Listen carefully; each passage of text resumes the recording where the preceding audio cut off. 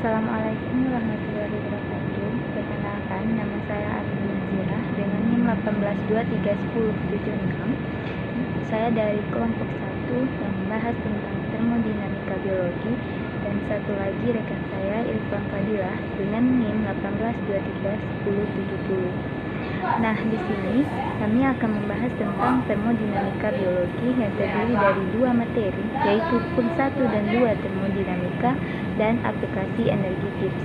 Nah, pada hukum 1 termodinamika dan hukum 2 termodinamika yang akan saya jelaskan sendiri. Nah, awalnya kita mulai dulu dari hukum 1 termodinamika. Nah, hukum 1 termodinamika menyatakan bahwa jumlah kalor pada suatu sistem adalah sama dengan perubahan energi di dalam sistem tersebut ditambah dengan usaha yang dilakukan oleh sistem. Nah, bisa dengan persamaan atau dengan rumus delta U sama dengan Q kurang W atau Q sama dengan delta U tambah W. Nah, delta U ini adalah energi dalam yang satuannya Joule, W adalah usaha yang satuannya Joule, dan Q adalah kalor yang satuannya Joule. Nah, seperti yang terlihat pada gambar, yaitu jika Q-nya besar dari 0 atau dia bernilai positif, maka sistem itu menerima kalor, dan jika sistem melepaskan kalor, maka Q-nya itu akan bernilai negatif atau kecil dari 0. Nah, dan begitu pun sebaliknya. Jika sistem yang melakukan usaha, maka dia akan bernilai positif atau W-nya itu besar dari 0. Kemudian jika sistem yang menerima usaha, maka dia akan bernilai negatif atau W-nya itu kecil dari 0. Nah, proses-proses termodinamika ini ada 4, yaitu isobarik, isokorik, isotermik, dan adiabatik. Nah, isobarik ini yaitu tidak mengubah nilai tekanan, yaitu delta P-nya sama dengan 0. Nah, nilai usahanya itu dapat dinyatakan dengan W sama dengan P kali delta P. Nah, seperti yang terlihat pada grafik, yaitu jika tekanannya tetap, maka dia disebut dengan isobarik. Nah, selanjutnya itu ada isokorik. Nah, isokorik ini itu tidak mengubah nilai volume, yang mana delta P-nya itu sama dengan 0. Nah, seperti yang terlihat pada gambar, yaitu W-nya itu 0 atau usahanya 0, karena tidak terdapat suatu luasan bangun yang terdapat pada gambar tersebut, maka nilai usahanya itu sama dengan 0.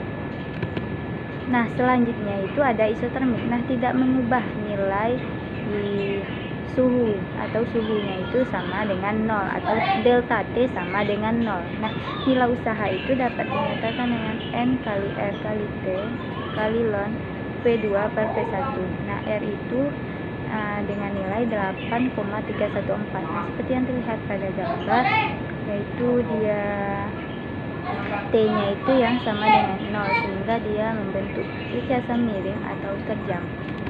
Nah, selanjutnya itu ada adiabatik.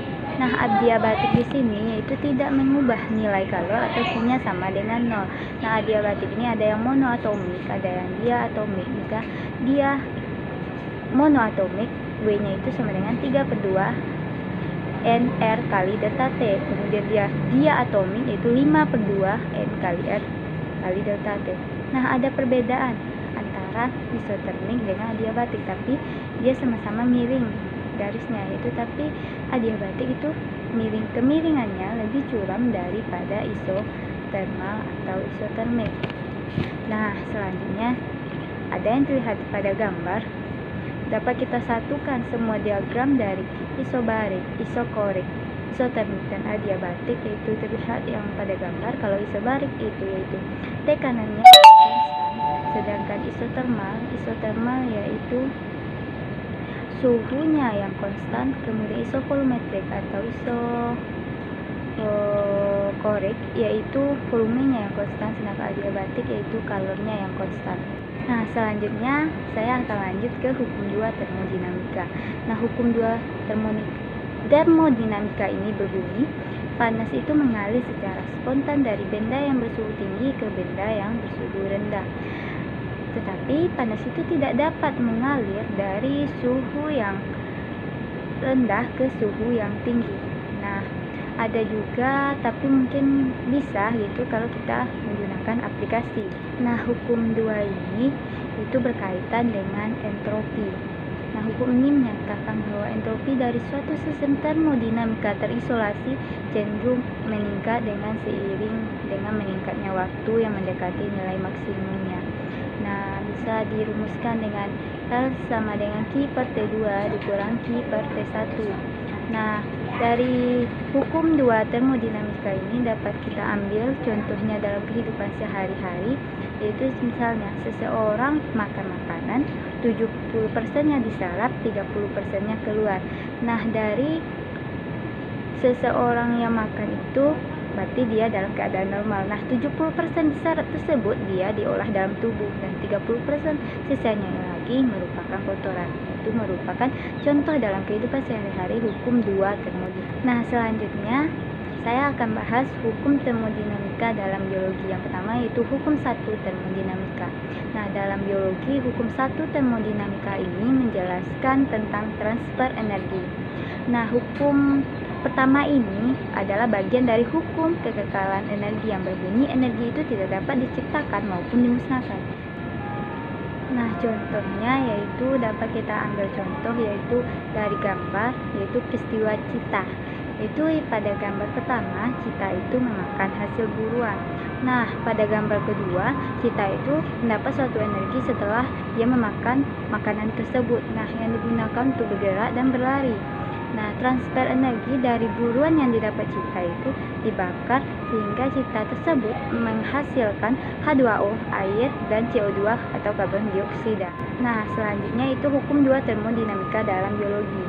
Nah, hukum 2 termodinamika ini menyatakan semua reaksi transformasi energi yang terjadi akan mengalami peristiwa kehilangan sebagian energinya dalam bentuk panas. Nah, bentuk panas ini yang disebut juga dengan kalor.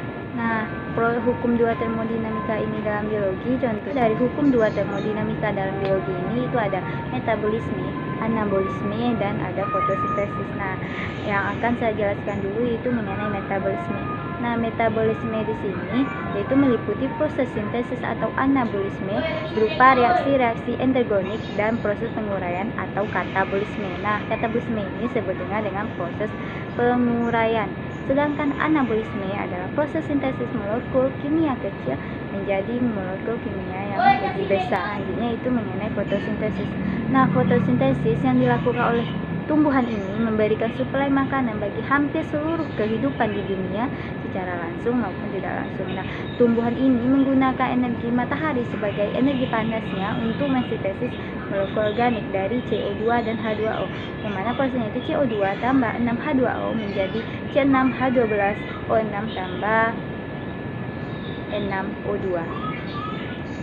Nah, fotosintesis ini merupakan mekanisme oleh alam untuk mentransformasi energi hanya menjadi energi kimia. Nah, seperti yang telah saya jelaskan tadi, kesimpulannya hukum 1 itu kaitannya dengan biologi itu dengan transfer energi, sedangkan yang kedua yaitu dengan transformasi energi. Baiklah, hanya itu yang dapat saya jelaskan mengenai hukum 1 dan 2 termodinamika. Selanjutnya akan dijelaskan oleh rekan saya yaitu Irfan Fadilah. Terima kasih.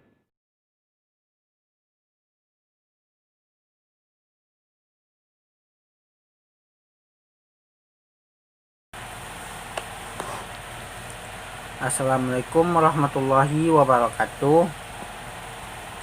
Perkenalkan, nama saya Irfan Fadilah dengan NIM 18231030 dari kelas IPA C18.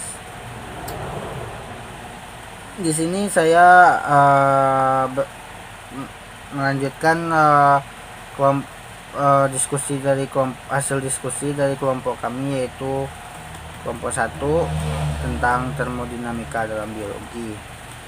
Nah, di sini saya akan membahas tentang energi bebas Gibbs. Yang pertama kita harus tahu itu apa yang disebut dengan energi Gibbs. Energi Gibbs adalah saling bersangkutan dengan hukum kedua termodinamika yang berkaitan dengan spontanitas. Suatu pernyataan hukum kedua termodinamika itu adalah bahwa setiap perubahan yang spontanitas selalu terjadi kenaikan entropi. Dua faktor pengontrol kejadian yang spontanitas adalah perubahan energi, perubahan entropi. Pada hukum kedua termodinamika berkaitan erat dengan perubahan entalpi dan perubahan entropi yang sama-sama menjadi kuantitas termodinamika. Yang entalpi dan entropi itulah yang disebut dengan energi Gibbs gitu. Kalau dalam definisinya, energi Gibbs didefinisikan sebagai perbedaan antara entalpi H dengan energi yang tidak digunakan untuk bekerja berupa entropi pada temperatur yang sama gitu. Sehingga memperoleh persamaan seperti pada slide ini, yaitu delta G sama dengan delta H dikurang T dikali delta S. Di sini saya mengambil energi Gibbs dalam biologi, yaitu tentang metabolisme. Sebelumnya kita kaji dulu apa itu metabolisme. Metabolisme itu adalah keseluruhan proses yang terjadi dalam makhluk hidup yang membutuhkan dan memanfaatkan energi bebas untuk melaksanakan berbagai macam fungsi. Organisme memperoleh energi tersebut melalui reaksi eksergonik dan oksidasi nutrien untuk menjaga kestabilan hidup, seperti melakukan kerja mekanik, transport senyawa aktif, melawan gradien konsentrasi, dan biosintesis senyawa kompleks. Metabolisme merupakan serangkaian reaksi yang berurutan yang menghasilkan produk tertentu. Senyawa yang bereaksi tersebut adalah senyawa intermedier serta produknya yang disebut dengan metabolit. Jadi yang menjadi energi bebasnya itu adalah dari reaksi eksorgenik dan oksidasi nutrien, dimana di sini dapat kita lihat pada gambar yang tertera ini. Pada siklus Krebs dia akan menghasilkan NADPH, ATP, dan NADP. Yang itulah yang disebut dengan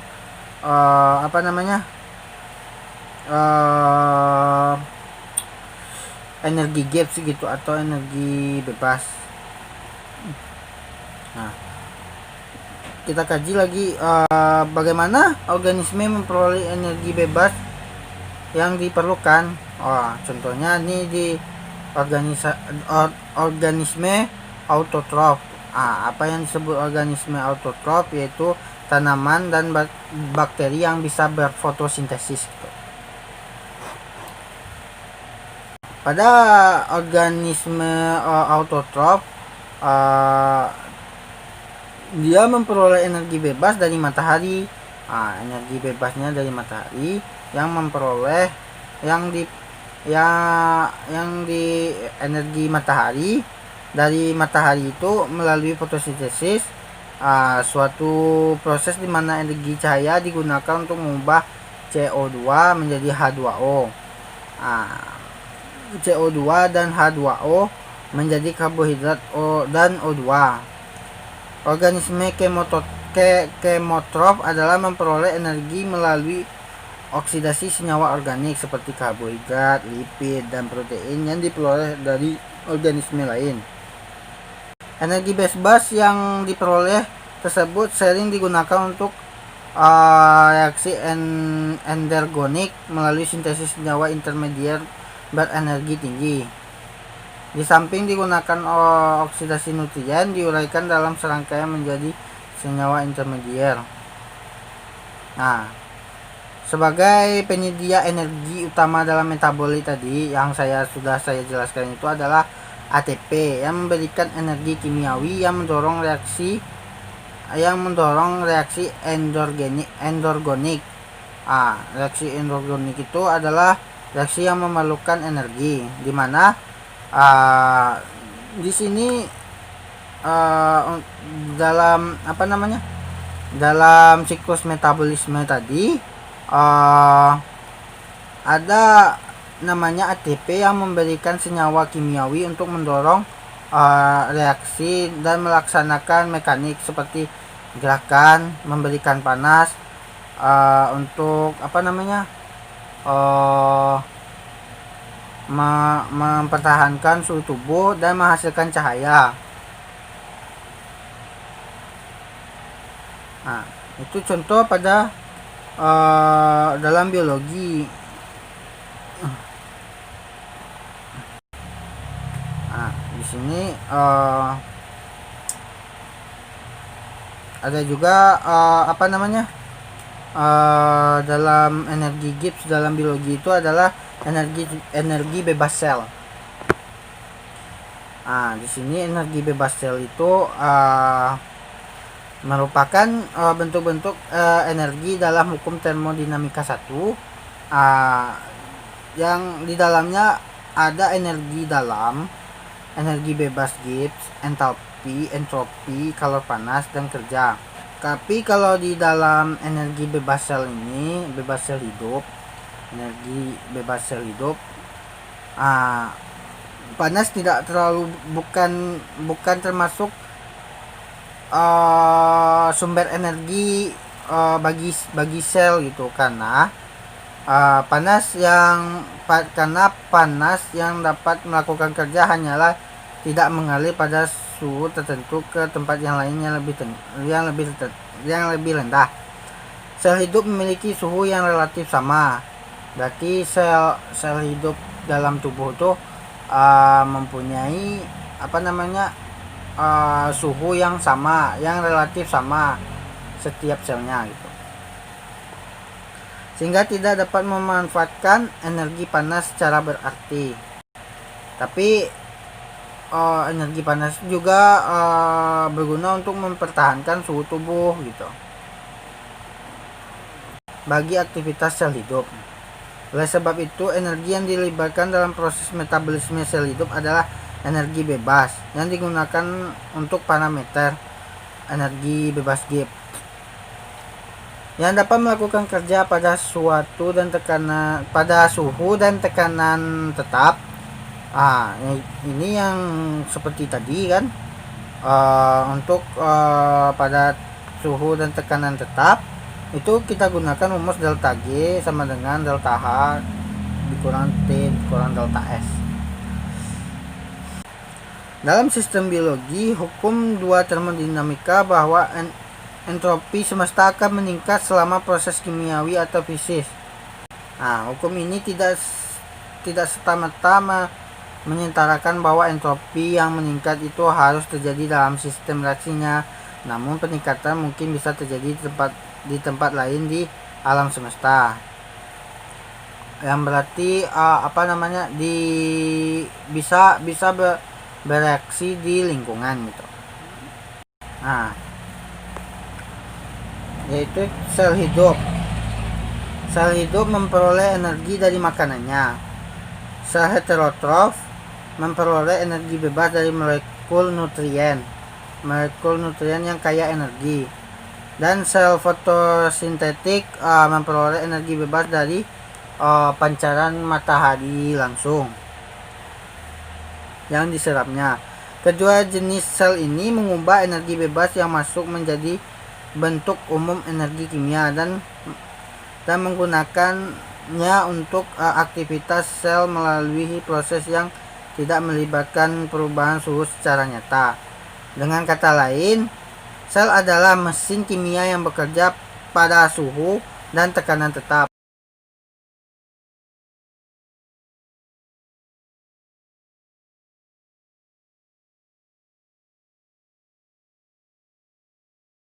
Jadi dapat disimpulkan bahwa yang sudah saya jelaskan tadi saya rangkum menjadi satu, yaitu dapat disimpulkan bahwa aplikasi dalam energi bebas biologi itu terdapat dalam metabolisme makhluk hidup, yaitu energinya dari ATP dan NADPH. Itu diperoleh energi bebasnya diperoleh dari ATP, NADPH sama NADH. Pada sel makhluk hidup ini lebih jelas lagi dan lebih terperinci lagi dalam makalah kami, yaitu dapat saya simpulkan bahwa sel hidup itu seperti kerja mesin seperti cara kerja mesin kimia. Dia bekerja pada suhu dan tekanan tetap. Di dalam sel itu kan panas itu tidak terlalu berpengaruh gitu. Berarti panas itu bisa kita anggap menjadi tetap atau konstan gitu dalam proses dalam suatu proses sintesis dalam sel gitu. Baiklah, hanya itu yang bisa saya sampaikan. Jika ada kesalahan penyampaian atau materi kami yang kurang tepat, mohon diperbaiki atau dikritik. Jika ada salah kata, saya dan rekan saya meminta maaf. Saya akhiri. Assalamualaikum warahmatullahi wabarakatuh.